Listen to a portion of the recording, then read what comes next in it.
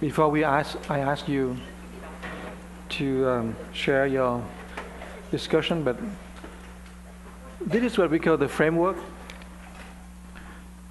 and it lasts for your lifetime.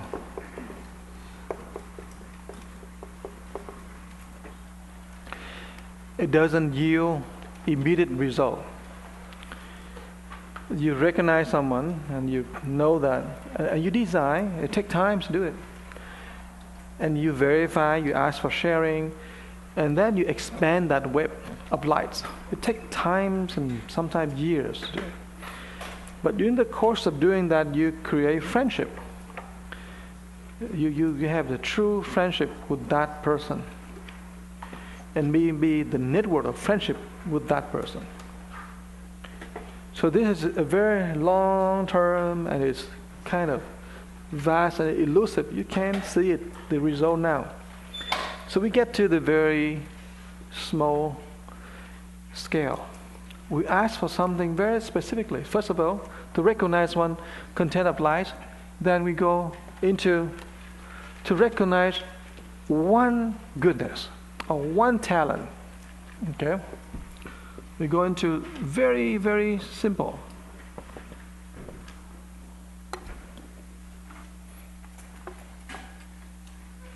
Is this how you write? Recognize? Or I'm writing wrong? Huh? Yeah.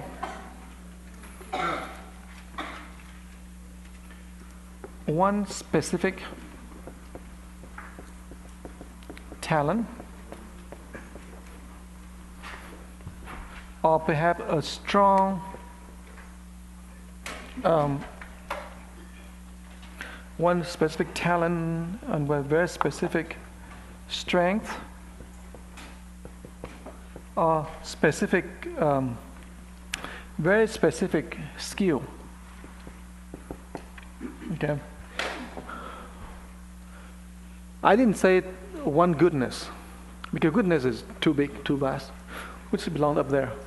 But we're talking about one talent, one strength, one skill that the person can offer. Cooking, for example. Okay? Ask for very specific. And then, number two, over there you design the appropriate ways, but you invite that person to participate. You invite the person to participate in your activity around here. So you find a very, very specific talent, strength, skill, and you ask the person to shine. You invite them. The way to do it is to invite them. Cái này đó thì là các bạn nhiều khi bạn nhìn cái này thì bạn không nghe thầy nói cái gì. Nhiều khi bạn nghe thầy nói cái gì thì bạn lại không hiểu thầy nói cái gì.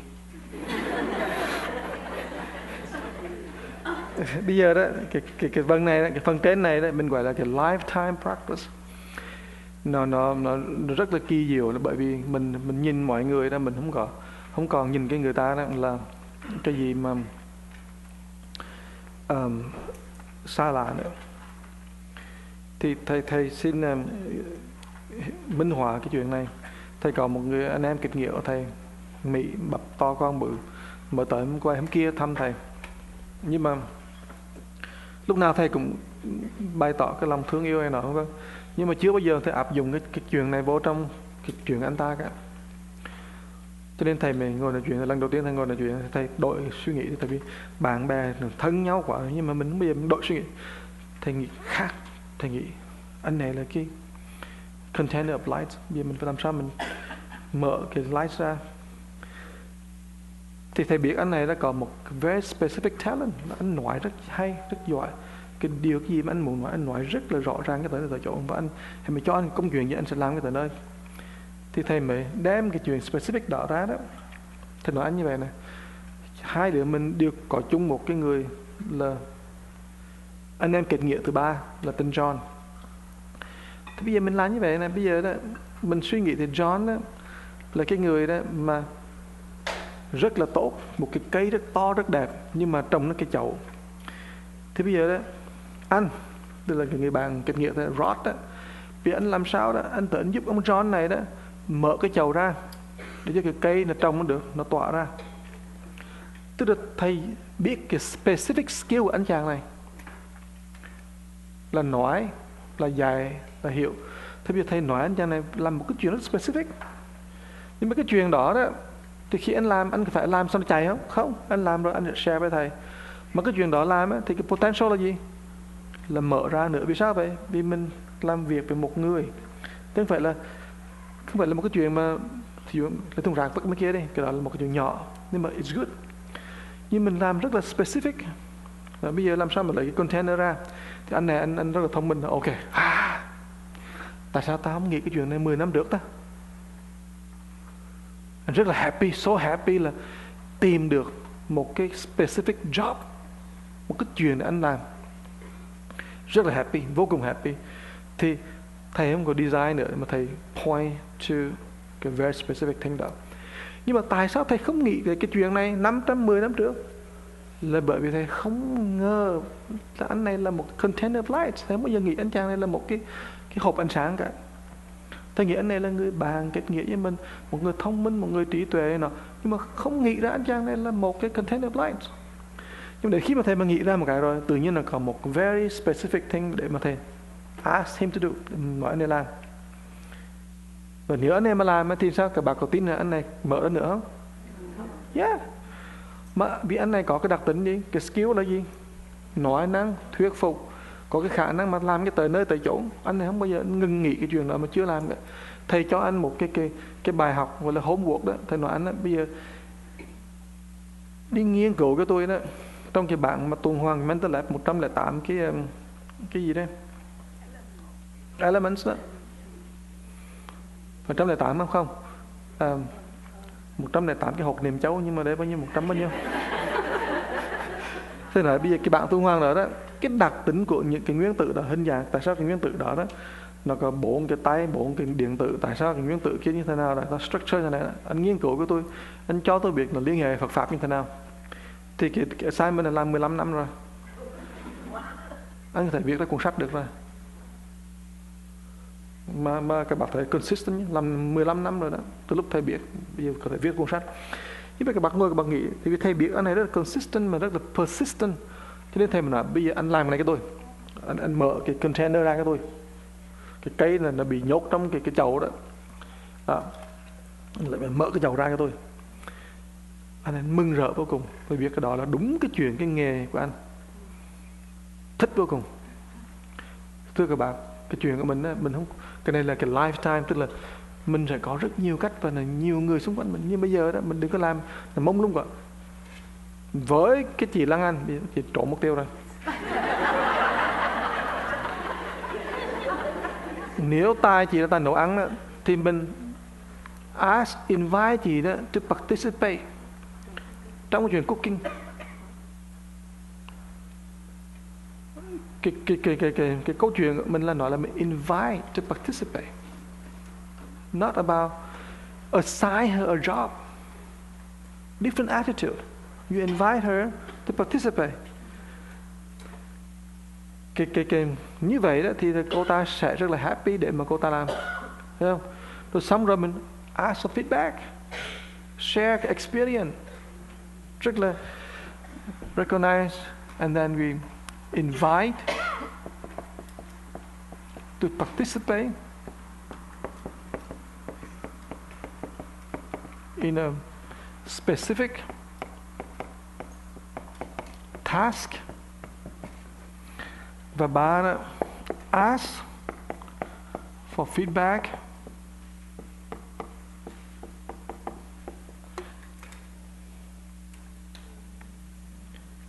and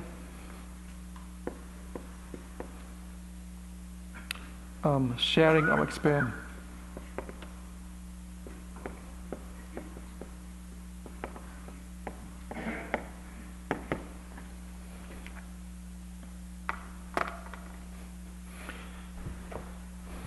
Okay, let me explain this to Mabel. Up here is very vast and very elusive, and you may see, and I don't know how you discuss, but I can see that you enjoy discussing. I don't know, what do you say to each other? I hope that it makes sense to you, I'm sure. But it's very elusive. Even myself, when I look at this thing, I still feel the broad and the vast scope of this approach. But I want to give you that one because it's going to be lifetime. And it changed you completely. Because we are looking for sustaining change. We don't want to change a couple of few days and then we go back to the old person. No, we want to have a lasting, permanent sort of changing in our life. And here's the way that we're doing it. We expand this. But to make it more specific, here is another one. This is a version of this one, specific, because you have to start somewhere, and this is where you start. You recognize one specific talent, one. So, Mabel, you and Mintam and perhaps and Kung and Kevin and whoever in the group, and you can sit together. You say, "Oh, yeah, this lady here, she just came. So let's think about a very specific task to open her up. She's a container of light. So let's think about very specific. I recognize that this is a talent she has, right? We do that. But instead of assigning, we ask her, "Can you do this? Can you participate on this project here, on this task here? Can you do this best specifically for us here?" And let she does it. And whatever she does, don't make any comment, or good or bad, and ask her for feedback. Number 3. And ask her sharing experience. You'll be surprised that maybe the first time she didn't do it right, maybe, according to what you say. But if she shares her experience, you'll be very surprised that you learn a lot from what she say. It turn out that the job may be really, really complicated, more than you think. But the idea is very specific. You boil down the very specific thing here. But without this here, then after a while, no more, we call sứ mạng tình thương, no more the mission of love. Okay, I didn't translate into English. But the mission of love is what we all are doing now. Did you translate any of that to Mabel, Mintam? Mission of love? Mission of love is something that innately we are wired to do that. We're here on this earth and we are wired to do that love. Regardless of who we are, geographically, we are doing that right now. That's how human being is to share our love. And that becomes the mission. But we never say it, unspoken. And I'm talking about the story about the lady last night when we interviewed in the TV Khaitam. And then the lady, she's a Catholic, but she has a big heart that she gave the land. So one of the Buddhists, actually it's not a Buddhist, one of the person who is a very poor person who have a wife just came from Vietnam can have that burial place. But thinking about someone can give that land. Now, let me tell you about Mabel. This is something good thing about her that you think about it. Mintam is going to seclusion in Big Bear, and they are from San Jose here. So Mabel drove Mintam all the way down to Big Bear, drop her off, and go back. We're not talking about 90 miles an hour. We're not talking about the speed. We're talking about the love that she has for Mabel, that she drove Mintam down, settled Mintam, and then going back. All in one day. But why do we are motivated to do that? Because of love. We don't do it because of duty. We don't do it because of the job. We don't do it because we like. We do it because we love. You hear that? Now, you think about that. Love is a mission in life that none of us can escape. We may forget. We may think that, oh, that's not me. But we are wired to do that. When we discover it, we're actually into model number 4. Model number 4 is to boil down one word, is to get on to the mission of love. Spread that love. And so here, we do it very specific. Now you can go and ask anytime that you go anywhere, ask Mabel. She's a good driver. She can drive you anywhere, okay? Free. Now, so Mabel sent Mintam off to the Big Bear, and then what happened is when Mintam finished her retreat, again, Mabel drove down, pick up Mintam, and bring it here. Now you think about all of that. It is a friendship, right? We call friendship. But what is the nature of friendship? The nature of friendship is the giving of love. Because when we are friends, we do things for others without asking anything for return. But you have to think about that kind of thing in your life, that you'll be able to do that all the time. If you ask me to drive Mintam down, I call right away shuttle. I call shuttle, I pay for shuttle. Okay, that's the same kind of love, right? But expressed differently, right? As long as I can take care of her, right? The only difference is Mintam can feel love from Mabel, but she cannot feel love from the driver of shuttle bus. Neither me from me. Okay? And same, she may complain that, Thầy, you get a shuttle bus, that is very poor service. It runs too slow compared to Mabel. So sometimes you help people, but they don't appreciate that much. They turn around and they think that you give a disservice. But, okay, so this is very specific, right? It's good. But wait, there's number 4. And I'm writing in a very, very different color here. Number 4.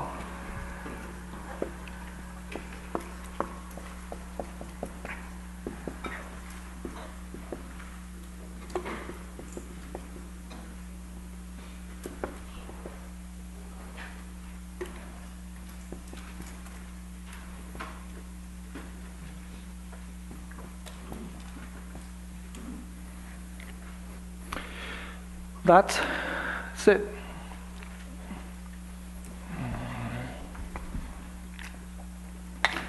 Như vậy thì mình sẽ thành công vô cùng, là mình hiểu ra cái cách mình làm sao mình exercise được cái giúp một cái người nào đó làm. Lúc người nào mình mở tâm một người nào, mình khai mở một người nào, thì đây là cách mình làm rất là specific. Các bạn có thấy được cái đó không? Đồng ý không?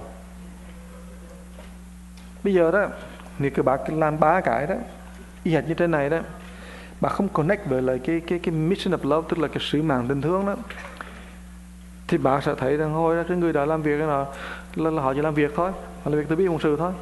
Bạn không thể nào lan tỏa cái tình thương được. Bây giờ đó,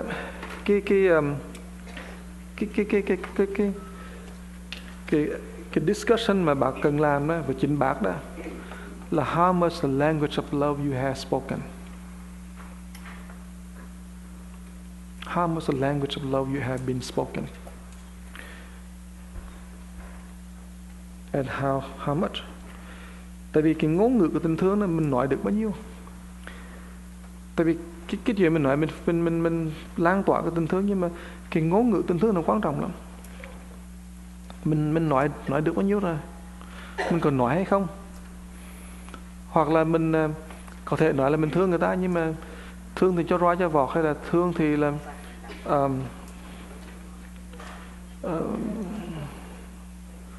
không biết. Tại vì nhiều khi cái lời lẽ mà thương yêu của mình nhiều khi nó không còn cái thương gì cả, người ta không cảm nhận được. Tại vì cái lời lẽ thương yêu đó là nó phải được cảm nhận mới được. Cho nên cái câu hỏi đặt ra để mình discuss với chính mình là cái gì là cái ngôn ngữ của tình thương. Làm sao mà mình có thể nói được cái ngôn ngữ của tình thương đó? Không phải là ngôn ngữ của tình yêu. Cái ngôn ngữ nào đó mà mình biết là mình nên nói. Alright. Thành ra đó là cái phần mà kế tiếp để các bác làm. Thì bây giờ mình còn 15 phút này, thì cái này là cái nhóm lớn làm. Là what is considered to be the language of love?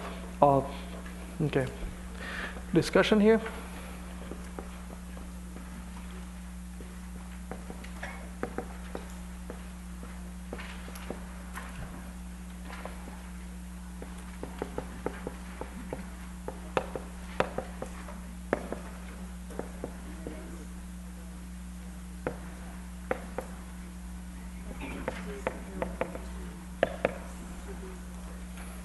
Okay, so what we need you to do is this.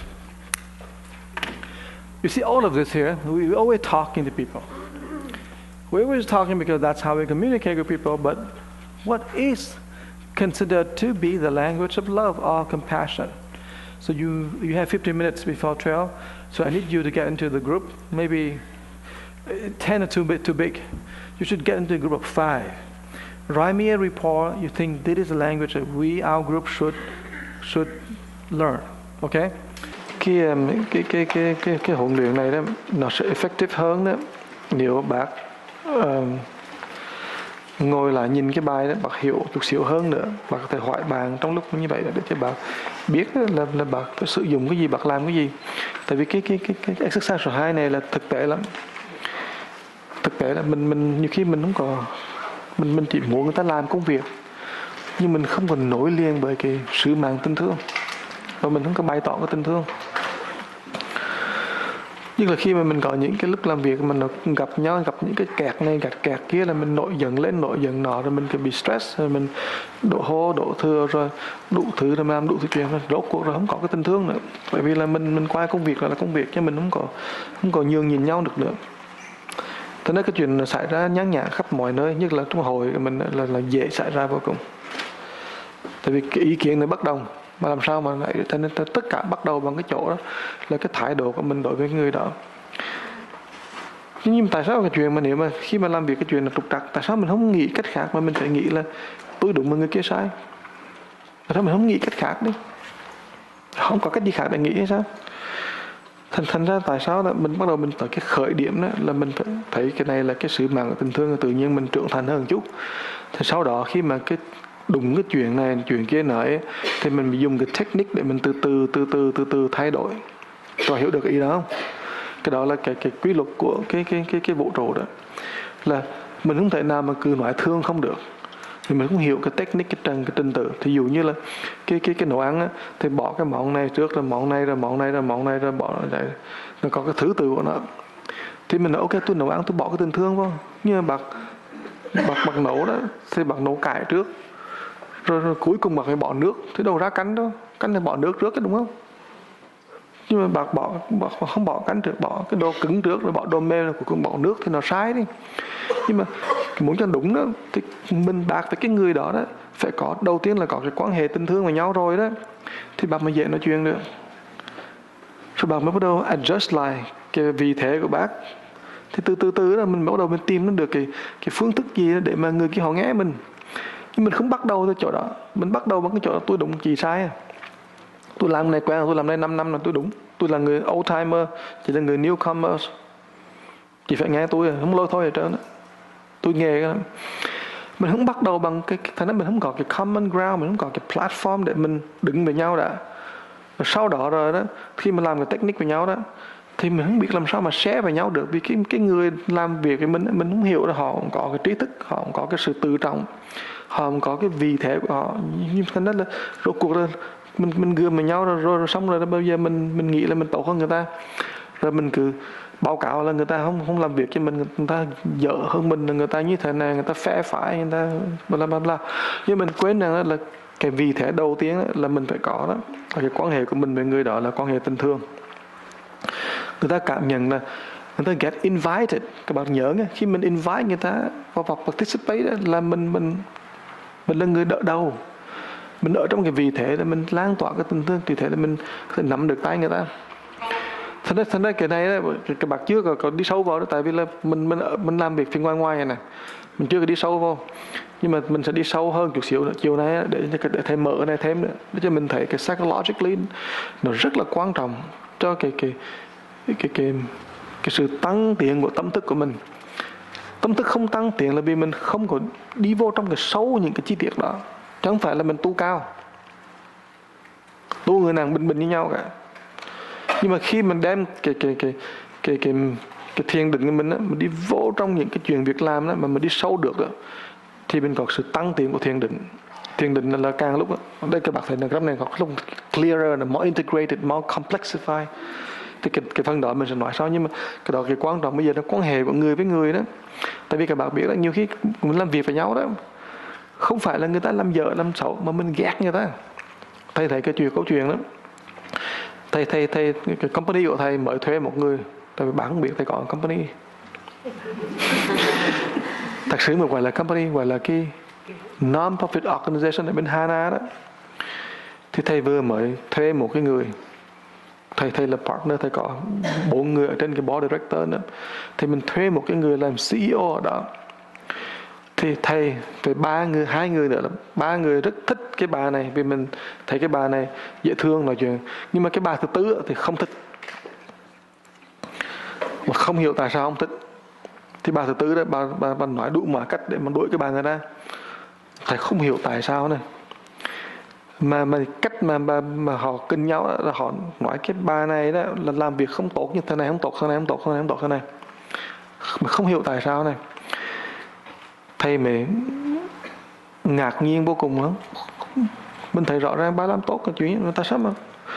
Thầy mới đi ngõ sau thì y hệt người Việt Nam mà đi ngõ sau chơi.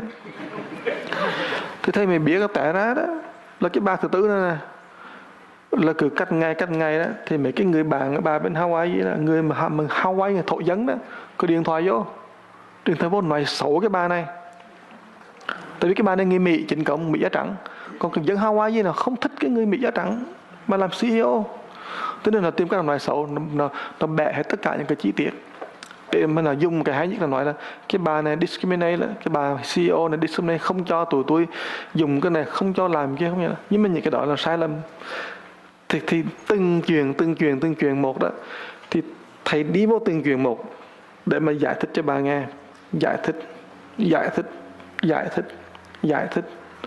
viết thơ, từng chuyện một để cho bà từ bà mở cái ánh sáng của bà ra.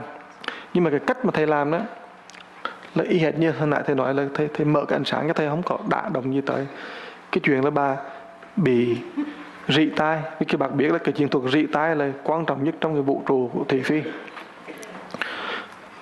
Cái chuyện thuật rỉ tai đó, mình có thể nói cái chuyện gì họp, cái gì hay, bao nhiêu hay, nhưng mà bạn rỉ tai cái là sập liền. Mình có thể quyết định là ok, ngày hôm nay đó mình mua cái nhà bên kia kìa, nhưng bạn rỉ tai hồi đó là mình không mua cái đó đâu.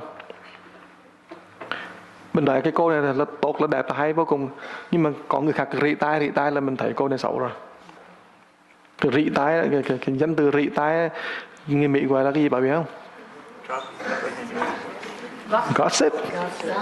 Nhưng mà gossip whispering, lỗ tai đó, pillow talk, mình nghe hồi đó là mình chết liền. Nhưng mà cái ý của thầy nói là thế nào, là mình phải undercut những cái chuyện này bằng cách là gì? Mình phải thiết lập cái quan hệ mà tình thương với nhau. Thành ra trong cái chuyện này nhỏ như vậy, cái invite ấy, cái chữ đó nó cho biết là mình phải có cái tình thương, mình phải có cái sự mời mọc, mình phải có một cái khả năng là mình bày tỏ được cái tình thương trong cái ngôn ngữ của tình thương bên kia. Các bạn có nghe được cái thầy nói cái chuyện đó không? Thành ra là cái hội mình sẽ tốt hơn nếu bác bắt đầu nhìn thấy được đó, là cái điểm mù của mình là cái gì? Là mình không bắt đầu cái tình thương. Cái điểm mù của mình không phải là mình làm tật cái technique, là mình không bắt đầu tình thương. Cái điểm mù của mình là mình cứ đúng với sai chỗ đó mà nhắm vô. Cái điểm mù của mình là mình lúc nào cũng nghĩ rằng đó là I'm an old timer, you're newcomer.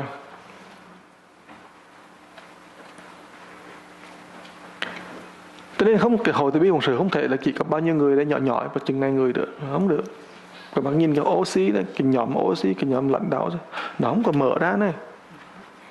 Nó không phải lỗi của thầy, cũng phải lỗi các bác, mà lỗi cái sự suy nghĩ của cái nhóm đó nó chưa sâu đủ.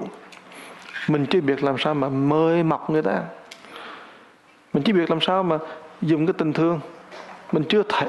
Các bác tự hỏi các bác trong lòng bác đây, bao nhiêu người đấy đó, trước khi mà thầy nói về cái sự mạng tình thương, mình đã có cái sự mạng tình thương trong lòng của mình, trong cái khi mình tới hội bi bổn sự đó, là mình làm với cái sự mạng tình thương từ vắng lòng. Không phải là mình làm là bởi vì là mình thấy nhiệt huyết rồi mình thích mình làm, không. Mình làm là mình thấy rõ ràng là vì mình muốn cái tình thương mình mở ra. Cái dấu hiệu rõ ràng như cái tình thương mở ra là gì? Bác thấy người nào bạn enjoy cả, bác thấy người nào bạn thích cả, bác thấy người nào bạn cũng muốn chơi cả, bác thấy người nào bạn cũng có thể muốn cho cái sự ấm áp của mình là lan tỏa. Nếu nhiều bạn nào không, tôi tới tôi học và tôi về thôi, thì cái đó không phải là sự mang tình thương. Hay là tôi tới tôi làm cái chuyện xong tôi về, tôi giúp thầy, giúp hội, giúp thầy, thì không phải là sự mang tình thương. Hoặc là tôi dạy đúng một ngày, mỗi tuần tôi dạy 2 ngày trong cái gì đó, cái ITC này, xong tôi về. Cái đó không phải là sự mang tình thương, cái đó là bạn làm một cái volunteer work đó, vì cái phía sau tâm của mình nghĩ là tốt, chứ không phải là vì cái tình thương là thúc đẩy mình làm. Khi mà thầy đưa cái proposal, thầy muốn đi nhập thất đó, trong lòng thầy nghĩ là tại sao thầy nghĩ đi nhập thất làm chi vậy đó. Thầy ngồi thầy nghĩ lui nghĩ tới, thầy nghĩ tới cái chuyện mà Đức Phật hồi xưa ngài đi, ngài nói câu chỉ là ta rời hoàng cung là để mà ta tìm cái phương thức để mà cứu độ tất cả chúng sanh. Thầy nói cái đó là lớn quá. Thầy nói thầy, nếu mà thầy đi nhập thất, thầy muốn tôi dùng nhá các bạn mà có duyên với thầy ở đây này, tôi dùng chứ. Bây giờ đó thì đầu tư thầy tôi dùng. Vì cái lý do nó dễ hiểu đấy, và nhiều khi đó là thầy không biết làm sao mà trả ơn các bác. Tôi dùng nó như vậy đó, chứ không phải là thầy đi tu để cho nó công phu nó cao, không phải.